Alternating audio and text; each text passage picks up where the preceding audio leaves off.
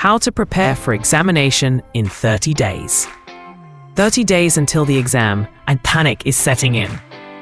But you can flip that stress into confidence with a smart 30-day plan. This isn't about frantic cramming, it's about strategy. Let's build your battle plan to conquer the exam. First, shift your mindset from panic to power. We'll study smarter, not harder, using the 80-20 rule.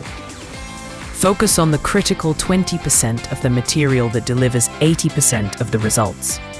Ditch "I can't do this" and start thinking "I have a plan." The first 10 days are for strategy. Step 1. Deconstruct your syllabus. Identify high-weightage topics and understand the exam format. Step 2. Create a realistic study calendar. Schedule 20 days for learning and reserve the last 10 for revision. This plan eliminates the panic of what to study next. The next 15 days are for active learning. Stop passively reading.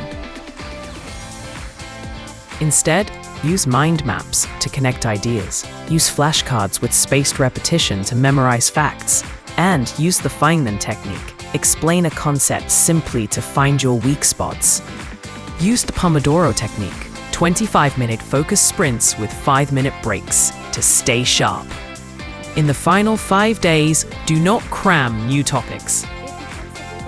Focus on sharpening your skills. Take past papers under real exam conditions to build stamina and get used to the time pressure.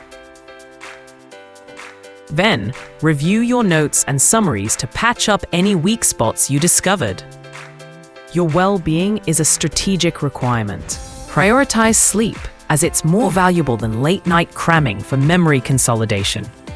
Eat well, stay hydrated, and manage stress with light exercise or deep breathing. On exam day, trust your prep. The night before, get your gear ready and sleep well. Eat a good breakfast.